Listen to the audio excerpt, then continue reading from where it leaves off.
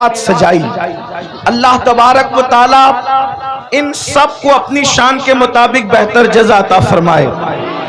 देखिए, अब यहाँ पर मेरी बात नहीं है, अब कोई बोलेगा उसका अपना मामला है, क्योंकि अब हमारे दिल के तार मदीने की सरकार से जुड़ रहे हैं। अब इसमें जो भी डिस्टर्ब करेगा वो जाने और उसका काम जाने। एक बात याद रखना, इस तरह की महफिल में अदब से बैठोगे तो खोटी तकदीरें संवर जाएगी, बिगड़े हालात बन जाएंगे। और अगर कोई अपनी तरफ से बदनज़मी पैदा करे तो मैं नहीं देख रहा हूं, ये उलमा नहीं देख रहे हैं, मगर अल्लाह भी देख रहे हैं और अल्लाह की अता से हुजूर भी देख रहे हैं। अगर आपने हुजूर के जिक्र की महफिल को डिस्टर्ब किया तो आपकी पूरी जिंदगी डिस्टर्ब हो सकती है, आपके कब्र के हालात डिस्टर्ब हो सकते हैं, आपका मैदान महशर का मामला बिगड़ सकता है। इसलिए गर्मी भी खूब है माशाअल्लाह, आप भी खूब हैं और मजमा भी बिल्कुल ठसा हुआ है। इसलिए बहुत देर तक के मैं आपके सामने नहीं रहूंगा, थोड़ी देर सिर्फ मुझे आपसे कुछ बातें करनी है। याद रखिए, इस वक्त हम पूरी दुनिया के अंदर जिन हालात से गुजर रहे हैं, देखिए उर्स की तकरीब का मकसद होता है सोए हुए लोगों को बेदार करना, औलिया अल्लाह ने किस तरीके से कुर्बानियां दी वो बताना, औलिया अल्लाह की जिंदगी का मकासिद, उनके मकासिद क्या थे वो बताना। आप जरा गौर से सुने, तवज्जो अगर सबकी मेरी तरफ है, हाथ उठा करके जरा इधर बताएं सबकी तवज्जो मेरी तरफ है। अब जरा गौर से बात सुने, कौन आ रहा है कौन जा रहा है अब इसकी परवाह छोड़ दें। अब आप गौर से सुने मेरी बात को, यहां से लेके वहां तक। माएं और बहनें भी मौजूद है तो वो भी तवज्जो से सुने। पूरे दुनिया के अंदर हम जिन हालात से इस वक्त तो दो चार है, दुश्मनान इस्लाम का सबसे बड़ा मंसूबा यह है कि हमारे नाम अब्दुल्ला रहे चलेगा, अब्दुल रहमान रहे चलेगा, अब्दुल मुस्तफा रहे चलेगा, गुलाम मुस्तफा रहे चलेगा, हबीबुर रहमान रहे चलेगा, अब्दुल रहमान रहे चलेगा। हमारे नाम मुसलमानों की तरह रहना चाहिए, लेकिन हमारा दिल मुसलमानों की तरह नहीं रहना चाहिए। सीनों के अंदर जो ईमानी हरारत है वो निकाल लिया जाए, सीनों के अंदर जो इस्लामी अकीदा है वो निकाल लिया जाए। याद रखिए, ये नापाक मंसूबा सिलेबी जंगों के बाद से, यानी सुल्तान सलाहुद्दीन अय्यूबी से जब इन्होंने जंग हारा था, उस दिन से इन्होंने मंसूबा बनाया था मुसलमानों से लड़ना नहीं है। अच्छी तरह याद रखना, इस्लाम दुश्मन ताकतों का प्लान है, मुसलमानों से लड़ना नहीं है। जमीन के ऊपर लड़ो तो इनसे कोई जीत नहीं सकता। उसकी वजह यह है कि इनके पास हथियार हो ना हो, इनके पास कुव्वत हो ना हो, इनके पास फौज हो या ना हो, मगर इनके सीनों के अंदर एक ऐसी कुव्वत है, इनके सीनों के अंदर एक ऐसी ताकत है जो भूखे पेट भी इनको जितवा देती है, बगैर हथियार के भी इनको जितवा देती है। और वो सबसे बड़ी ताकत कौन सी है? तो इकबाल ने कहा था, ये फाककश के मौत से डरता नहीं जरा, ये फाककश के मौत से डरता नहीं जरा, रूहे मोहम्मद इसके बदन से निकाल। फिक्रे अरब को देके फिरंगी तखज्जुलात, फिक्रे अरब को देके फिरंगी तखज्जुलात, इस्लाम को हिजाजो यमन से निकाल दो। अगर इस्लाम को हिजाज और यमन से निकालना है तो इनके सीने से वो दर्द निकालो जो दर्द उवैस है, वो दर्द निकालो जो दर्द उवैस है, जो सोज़े बिलाल है, जो सोज़े सिद्दीक है, वो निकाल दो ताकि कौमे मुस्लिम मुसलमान न रह जाए। याद रखना, मुसलमान कब तक मुसलमान रहता है, मोमिन कब तक मोमिन रहता है, ईमान वाला कब तक ईमान वाला रहता है, जब तक उसके सीने में इश्क रसूल हो, उसके सीने में मोहब्बत रसूल हो। सलीमिया साहब को आने के लिए रास्ता दे दे। आप लोग रास्ता दे दीजिए, आप लोग सुकून से आप लोग बैठे रहें, बस थोड़ा सा रास्ता दे दीजिए आप लोग। हाँ, आप लोग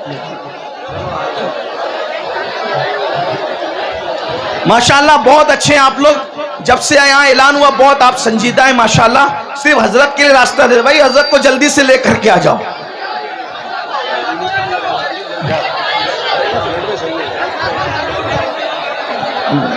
पीछे होंगे, आप लोग बिल्कुल ना बोलें, आप लोग बैठ जाइए, बस हल्का सा रास्ता दे दीजिए आप हजरत को। ये थोड़ा पीछे को बोल दो तो अलमा हरिया पीछे को बोल दो।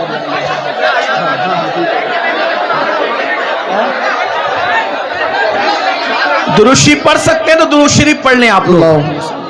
अल्लाहुम्मा सल्ली अला सय्यिदना मौलाना मुहम्मद व आलिहि व सहबिही सलातु व सलामन अलैका या रसूल अल्लाह।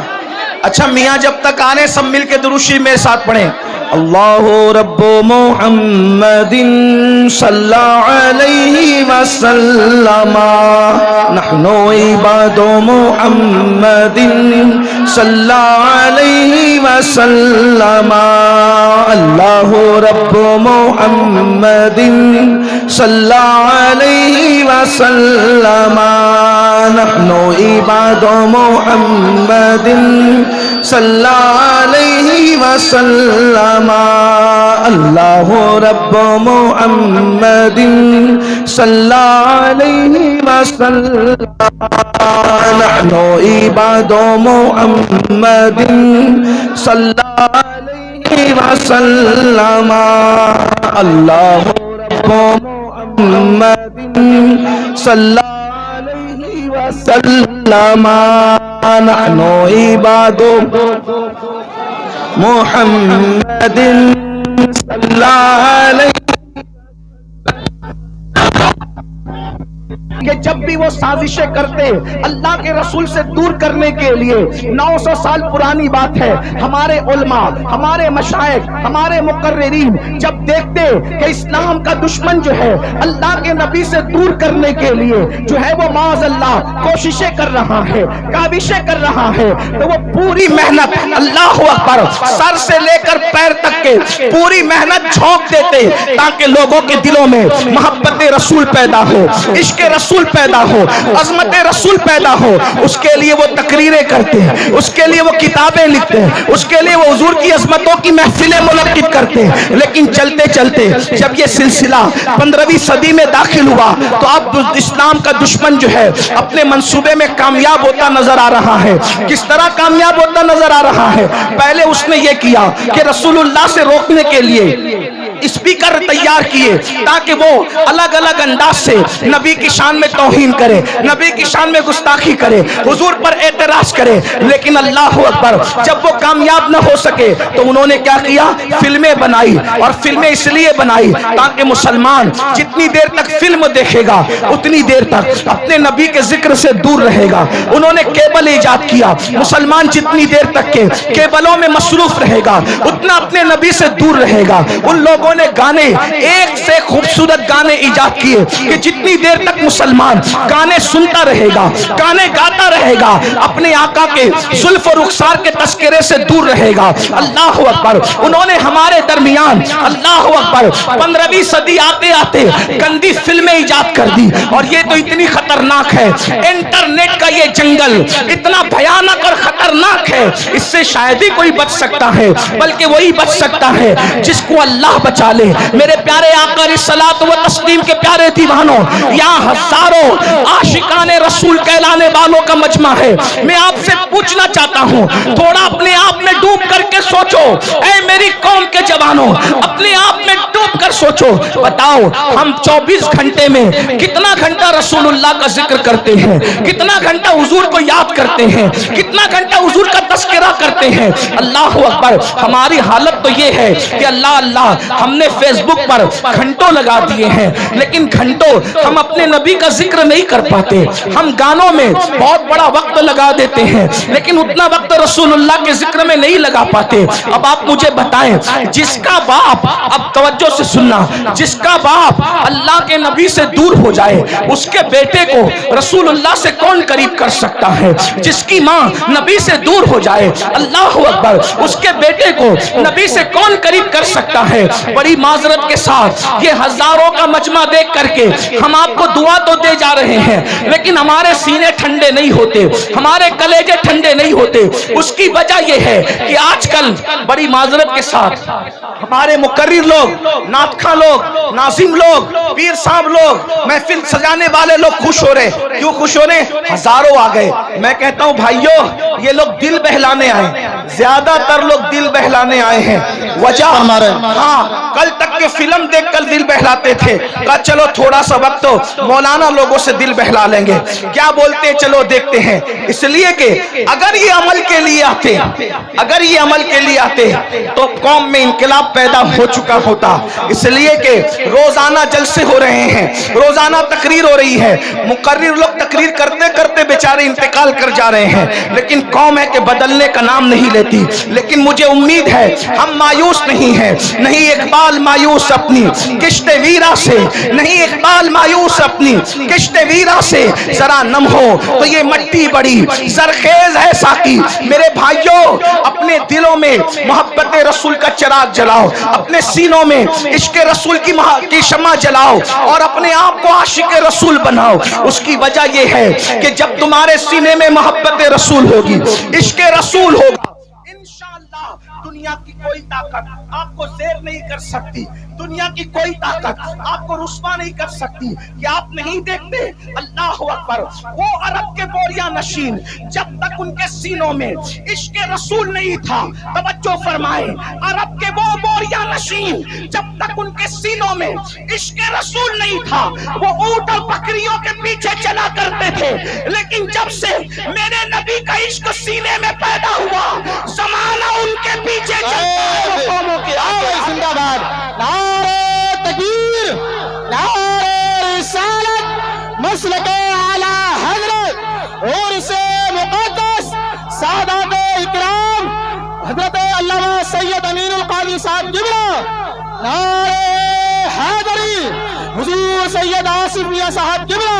वाह भाई, बहुत अच्छा भाई, माशाअल्लाह। ऊंटों और बकरियों के पीछे चलने वाले जिन्होंने पूरी पूरी जिंदगियां ऊंट और बकरियों के पीछे चलते हुए गुजार दिया, जब नबी का इश्क सीने में आया तो पूरी दुनिया उनके पीछे पीछे चलती रही और वो जमाने के आगे आगे चलते रहे।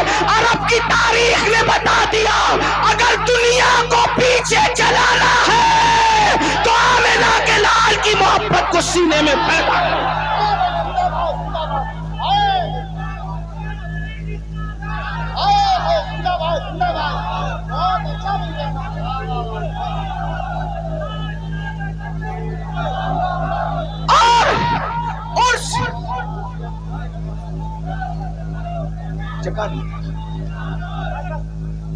और से मुकद्दस की इस महफिल में मैं आपको पैगाम दे रहा हूं, हथियार उठाकर लोगों को अपने पीछे नहीं चलाया जा सकता, लेकिन सीने में इश्क़ मुस्तफा सजाकर सारी दुनिया को अपने पीछे चलाया जा सकता है। बल्कि वल्लाह इश्क वाला इतना ऊपर जाता है, इतना ऊपर जाता है, इतना ऊपर जाता है कि काबे की छत तलवों में नजर आती है और बिलाल काबे की छत पे है।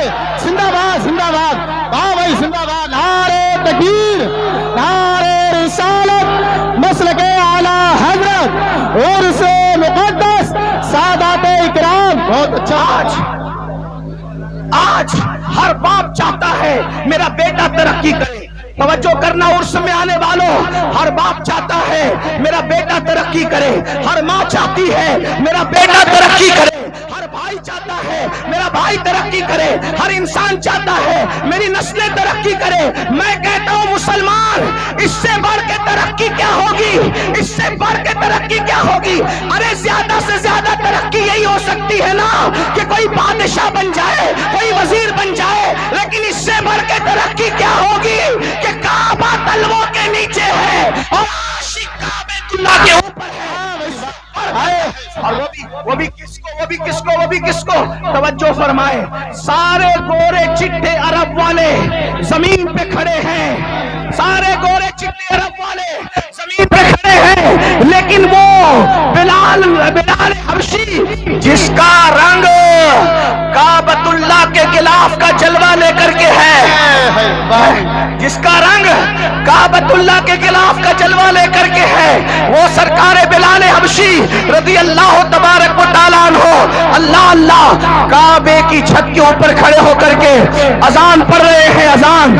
और आप जानते हैं मेरे भाइयों, जब बिलाल ने अजान पढ़ना शुरू किया तो कुछ लोगों ने ये कहा क्या माज़अल्लाह मोहम्मद को कोई और न मिला था अजान दिलवाने के लिए, बल्कि एक शख्स ने तो ये कह दिया, देखो नकल कुफ्र कुफ्र न बाशद। एक शख्स ने ये कहा कि देखो इस काले कौवे को कि ये काबेतुल्लाह की छत पे है, लेकिन मुसलमानों जरा गौर करो, जरा सोचो, काबे की छत पे खड़ा करके रसूलुल्लाह ने बिलाल का इम्तिहान लिया। आपको देखने के लिए। अच्छा,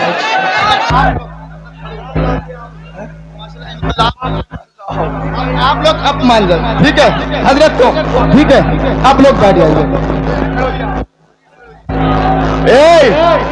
सज्जादा नसीर साहब कुछ कह रहे हैं, इनकी मान लो, प्रोग्राम फिलअप करो यार। बैठ जाओ बैठ जाओ, अरे तकरीर सुनना है, बैठ जाओ, जहां पर हो वहीं बैठ जाओ, क्या करें, बहुत जगह, इधर बहुत जगह है। अरे भैया बैठ जाओ। सज्जादा नसीर साहब इनकी मान लो, सज्जादा नसीर साहब ये गुजारिश कर रहे हैं, बैठ जाओ, तकरीर होने दो ठीक से यार। भाई ऐसे ही सुन लो, मगर सुन तो लो।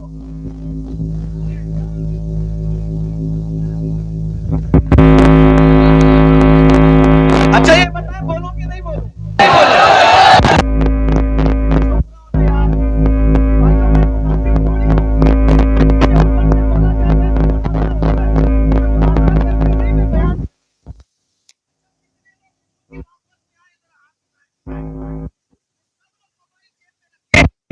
सब जेब में रखे और आप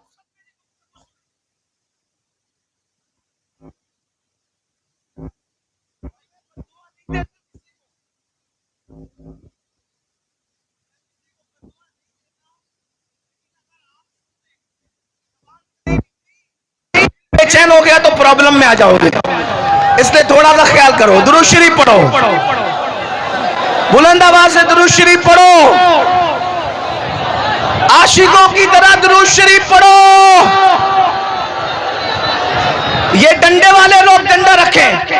एक बात बताऊं, अगर मजमे को देखना है कि वो मेरी बात कैसे मानते हैं, डंडा रखें, सब लोग डंडा रखें। मुझे अपनी कौम पे एतमाद है, मेरी कौम मेरी बात मानती है। एक सेकंड में अगर ये कौम चुप ना हुई, एक सेकंड में, आज के बाद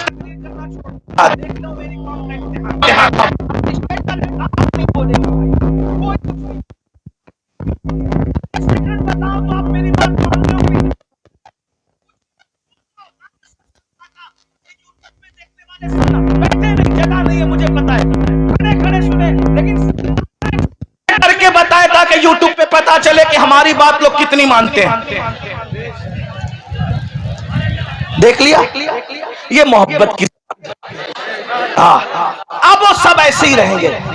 मैं भी खड़ा हूं, अब मेरी आदत टूट गई है खड़े होकर तकरीर करने की, कि मैं पहले खड़े होकर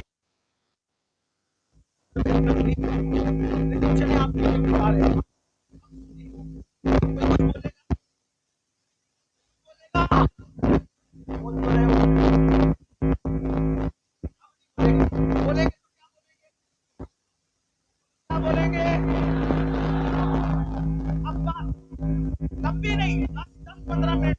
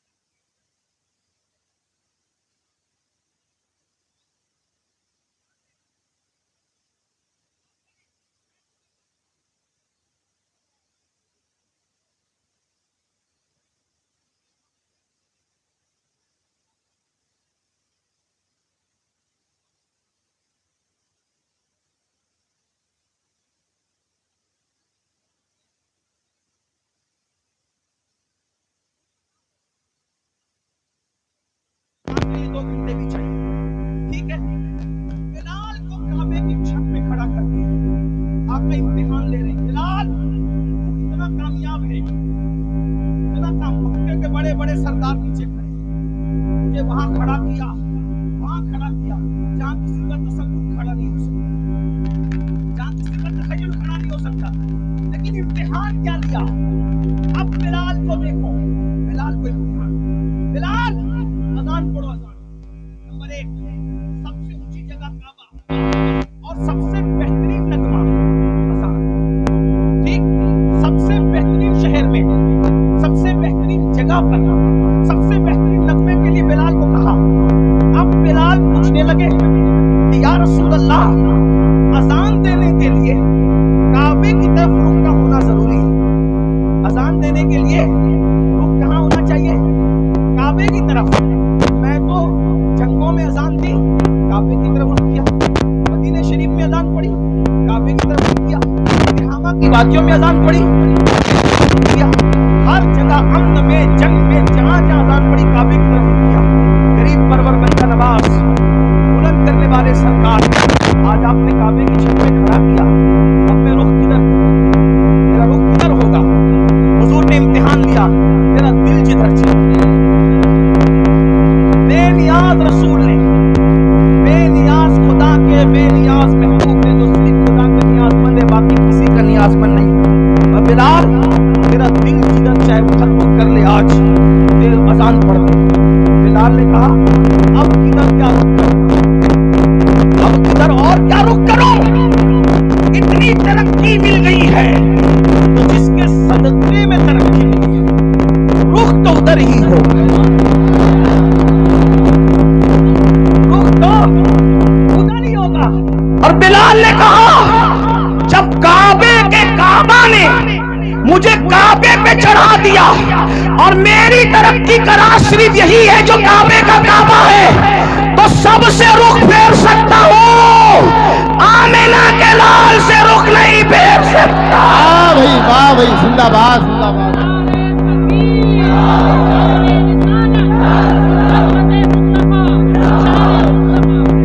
अब इसमें 2 बातें सुन ले। उससे हुआ क्या?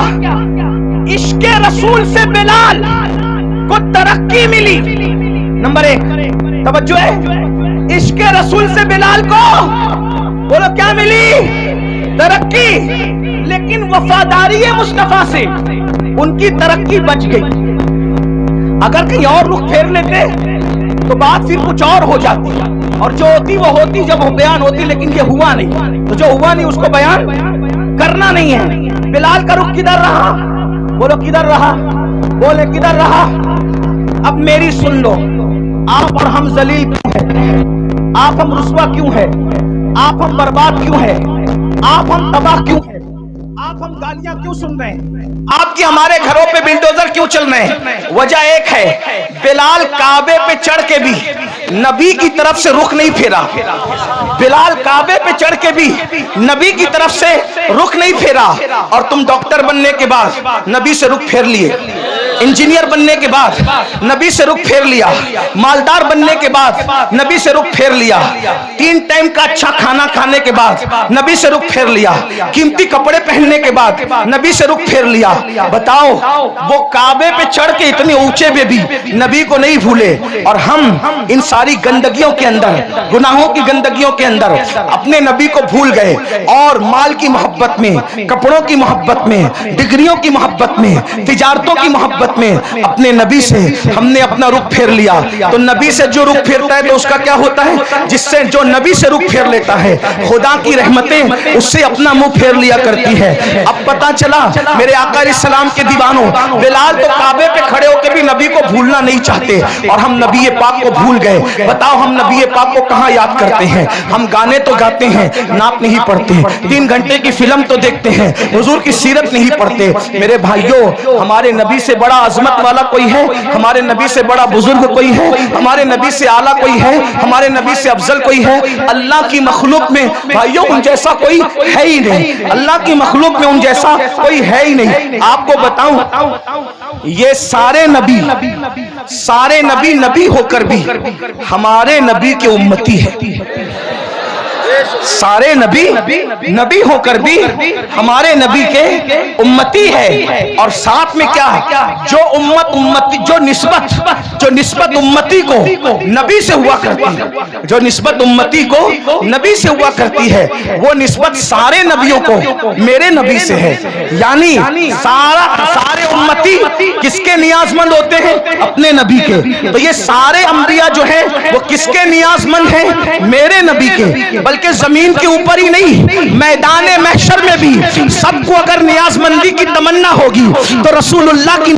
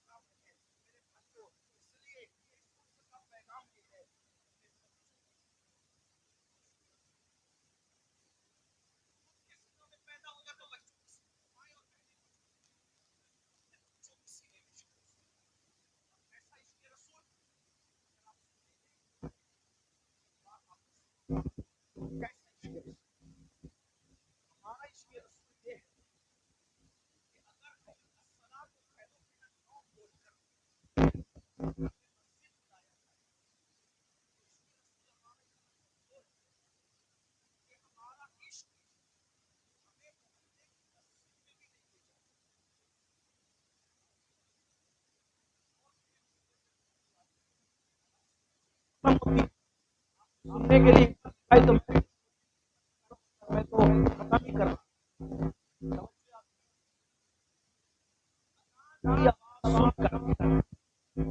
मोहल्ले की मस्जिद तक न ले जा सकते,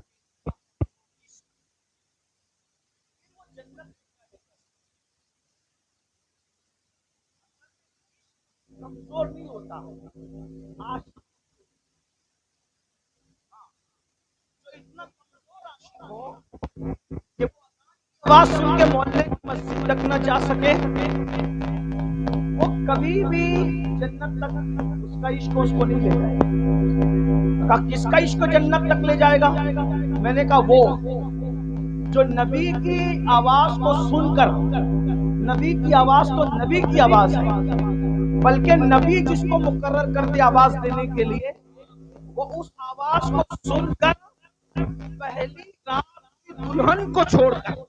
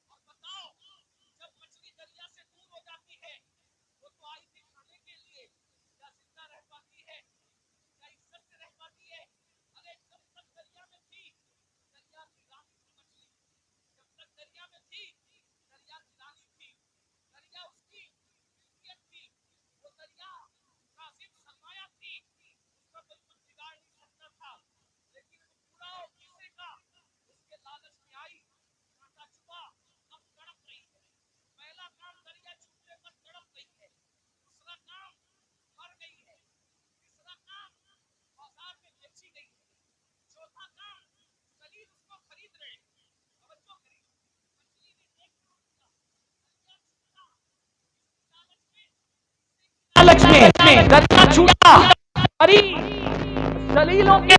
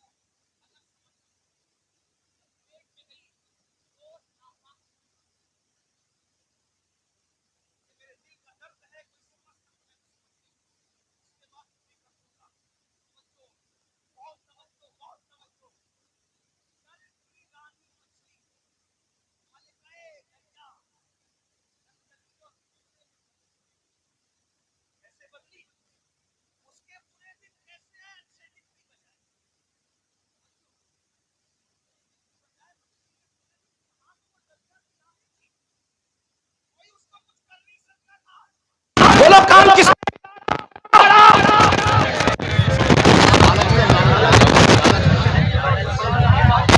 काम किसने बिगाड़ा? काम किसने बिगाड़ा?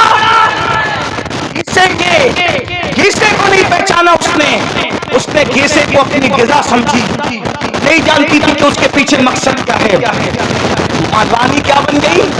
उजला, गंदगी, नापाकी, बदबू, गलाजा पाक खाने में तब्दील हो गई।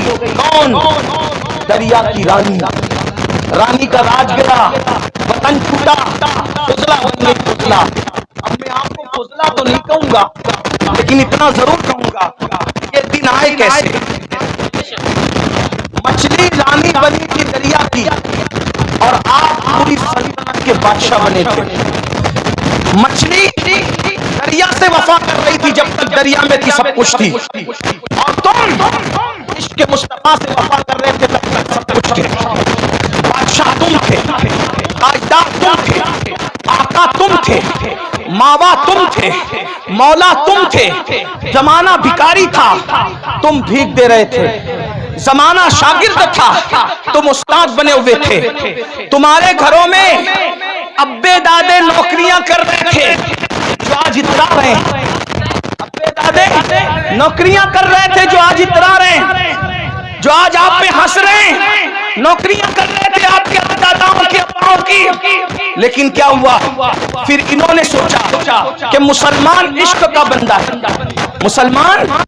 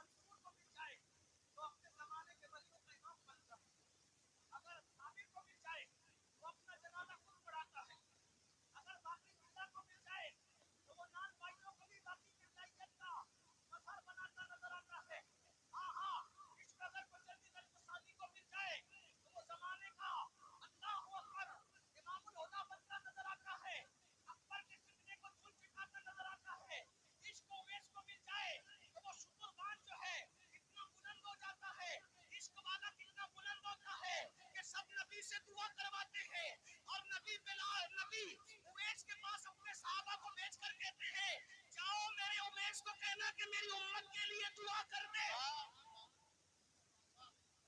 नबी जिससे दुआ करवा रहे हो वो आशिक है, नबी जिससे दुआ करवा रहे हो वो आशिक है। याद रखिए ये जो इश्क का किस्सा डाला गया इश्क नहीं था, क्योंकि ये जिस इश्क की बात कर रहे हैं इसमें तो आदमी साथी बन रहा है, इसमें तो आदमी शराबी बन रहा है, इसमें तो आदमी जुआरी बन रहा है, इसमें तो आदमी माँ बाप का नाफरमान बन रहा है, इसमें तो लड़कियों को लेके भाग रहा है। आशिक लड़की लेके कभी नहीं भागेगा, और जो आशिक होगा वो लड़की लेके नहीं भागेगा, और जो लड़की लेके भागेगा वो आवारा गुंडा तो हो सकता है, आशिक नहीं हो सकता।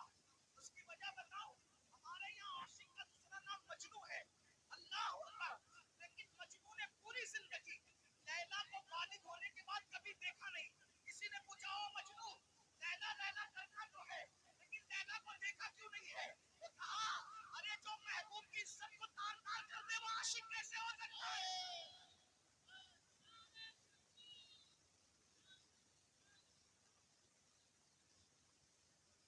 मैं तो नजर के डर से देखी न नाक भर, मैं तो नजर तो ये इश्क के नाम पे गुंडा गर्दी फैलाई जा रही है, इश्क के नाम पे ज़िना फैलाया जा रहा है, इश्क के नाम पे दहशतगर्दी फैलाई जा रही है, इश्क के नाम पे चोरी डकैती गाली माँ बाप की नाफरमानी लड़कियों की आंखों पे हमला। मैं हिंदुस्तान में अपने शरीफ लीडरों से गुजारिश करना चाहता हूँ कि आप मेरी तो बेटी बचाओ बेटी पढ़ाओ। मैंने कहा जिस दिन पिक्चर के हीरो फिल्म में लड़कियां लेकर के भागना बंद कर देंगे उस दिन कभी भी किसी की बेटी का रेप और वो भी गैंग रेप कभी नहीं हो सकता, क्योंकि रेप हमारे घर में हुई। मैं सिर्फ मुसलमानों को अपील नहीं कर रहा हूँ, हिंदू मेरे भाई जो हमारे मुल्क की जब अक्सरियत है वो भी इस एतबार से हमारे हैं वो बिरादरान वतन हमें जहाँ अपने बच्चों का ख्याल है हमें उसका भी ख्याल है। क्यों? इसलिए कि पड़ोस अगर नशे में होगा तो एक दीवार फलांग करके नशा हमारे घर में भी आ सकता है। ठीक है, इसलिए हम भारत को नशा मुक्त भी करना चाहते हैं और भारत को ज़िना मुक्त भी करना चाहते हैं, और नशा मुक्त और ज़िना मुक्त करने के लिए पिक्चर में जो ज़िना दिखाया जा रहा है उसका खात्मा किया जाए। शराब जो दिखाया जा रहा है कि एक हीरो आप भी लोगों ने आप याद सुनाते हैं, एक हीरो मोहब्बत में नाकाम होता है, फिर वो सोचता है करूं क्या, दोस्तों के पास बैठता है, बैठ के कहता है यार बता करूं क्या, वो कहते हैं छोड़ यार जब सबने गद्दारी की नशेड़ी बन जाता है, नशा करने लगता है, नशा करते करते फिर चोर भी हो जाता है, वो कातिल भी हो जाता है, माँ का मर्डर करता है, दोस्तों का मर्डर करता है। ये कहाँ से सीख रहे हैं बच्चे? ये बच्चे कहाँ से सीख रहे हैं? एक बात मैं बताऊं, ये तुम्हारा फिल्मों का इश्क है। अब जरा तवज्जो से सुन ले, ये तुम्हारा फिल्मों का इश्क है जो अच्छे बच्चों को नशेड़ी बना रहा है। मैं अपने बच्चों से कहता हूं ओ मेरी कौम के भोले भाले बच्चों, तुम इश्क उससे करते ही क्यों हो जो गद्दारी करे? इश्क उससे करते ही क्यों हो जो गद्दारी करे? जो गद्दार हो वो महबूब नहीं हो सकता, और जो महबूब हो वो गद्दार नहीं हो सकता। इसीलिए हम शफकत सब पे करते हैं, ताल्लुकात सबसे रखते हैं, दोस्ती सबसे करते हैं, लेकिन महबूब हमने सिर्फ एक ही को बना रखा है, एक ही को, और वो सिर्फ वफादार नहीं है बल्कि वो तो जाने वफा है, वो तो शाने वफा है। हमारा महबूब ऐसा जाने वफा है कि जहाँ बाप नहीं आएगा बाप साथ छोड़ के भाग जाएगा, उस कब्र के अंदर हमारा महबूब तशरीफ लाए। भाई जिंदाबाद, नारे तकबीर, नारे रिसालत, मसलके आला हजरत अज़मत मुस्तफ़ा हजरत अल्लामा सैयद अमीनुल कादरी साहब किबला सादात इकराम। बहुत अच्छा पैगाम हजरत। बाप कब्र में नहीं आएगा, ना मेरा ना तुम्हारा। और यहाँ बड़े सच्चे सच्चे पीर लोग बैठे हैं, इसलिए इनकी हिम्मत से मैं सच्ची बात कर दूं, आजकल के दौर का पीर भी आपकी कब्र में नहीं आएगा, लेकिन रसूलुल्लाह आएंगे। हाँ, पीरों को दिल दो, जान दो, सब दो, लेकिन सबसे ज्यादा प्यार किससे करो? उसमें से। लेकिन सुन्नियों तुम कमजोर हो रहे हो। मुझे जिसको जितनी गालियां देना है कंट्रैक्ट ले ले गाली देने का, लेकिन मैं गाली प्रूफ आदमी हूं, इल्जाम प्रूफ आदमी हूं। वाटर प्रूफ देखा है? मैं गाली प्रूफ हूं। वाटर जैसे वाटर प्रूफ पर पानी असर नहीं करता, मेरी सेहत पे गालियां असर नहीं करती, क्योंकि मैं इमाम हसन